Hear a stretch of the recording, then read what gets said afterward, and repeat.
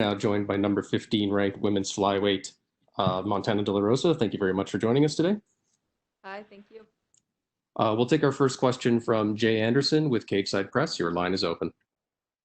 Montana, welcome back. Hi, thank you. No Yeah, I was problem. just here a couple months ago, so it's nice to be back so soon.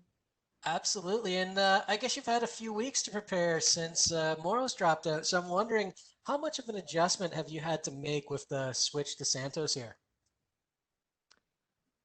Um, well, I knew I was fighting her all along. I mean, she was supposed to fight Marina, and then I came in to replace her. So, yeah, I mean, I've just been doing what I do, grapple, striking, putting it all together. And the odds don't have this as a blowout by any stretch, but you are the underdog going into this last time I looked. Is that a role you enjoy, the chance to kind of prove people wrong?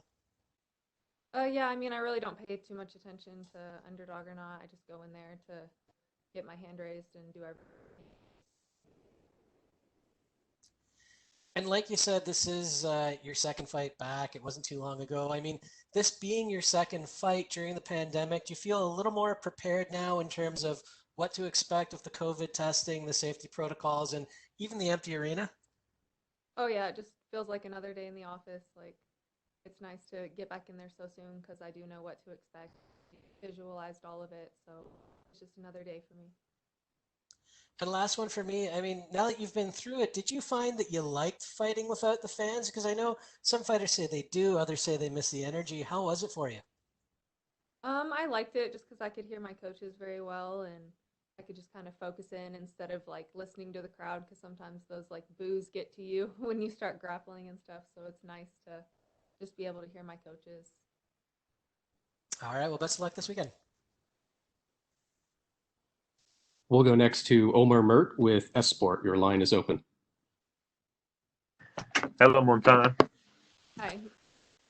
Your Ultimate Fighter class established the division, and actually Shevchenko take over after you. And is there anyone from that Ultimate Fighter class, or do you think you can take Shevchenko down from from her throne?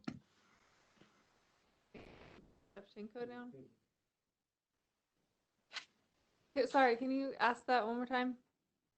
Do you think from your Ultimate Fighter class, someone from your Ultimate Fighter class can take Shevchenko down, Yeah, I or mean, you can take her down?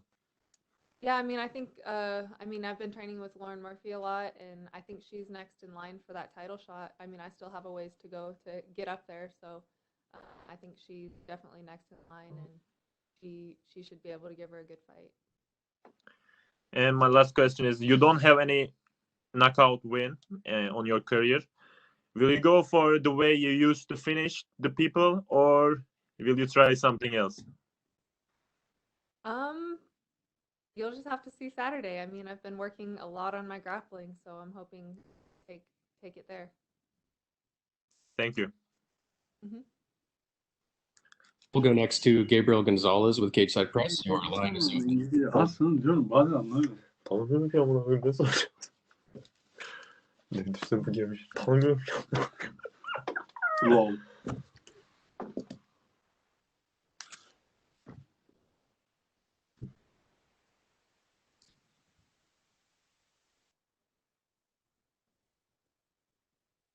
We'll go next to Gabriel Gonzalez with Cage Side Press. Gabe, your line is open. Okay, can you hear me now? Yes. All right. And sorry, UFC, I was on mute the last one. Montana, I want to ask because the fight is, relatively short notice. I mean, I feel like it's the story of 2020. People are taking fights a little quicker to stay active. But the thing that I think about is the weight cut. When you have it essentially accelerated, I mean, what kind of changes do you have to make to, obviously be on point? Because we all know that the weight cut is a bit of a science. Yeah, I mean, so I had 3 weeks notice, and that's really planning for me to get down to 125. I always eat healthy and I always stay in the gym, so the weight cut's really never too much of an issue for me. I think it's right on track. It'll be fine. What are the type of things that you have to do when you have just less time compared to when full camp to gradually get down?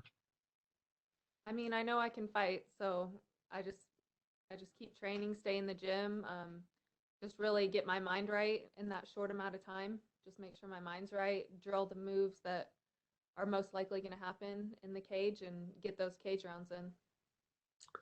This is our first time talking to you since the pandemic began, if I'm not mistaken, for a media day. I was just wondering, with all the changes, how has your training been affected at home? Obviously, you have your husband to work with, but has anything else been different? No, not really. Like Genesis Jiu-Jitsu is where I train at home, and we really never shut down. The coach Albert Hughes is like super awesome about that. He's been having normal classes, so I mean everything's been pretty normal from back home. And that's all from me. Thank you. Thank you very much, Montana. You're all set. All right, thank you.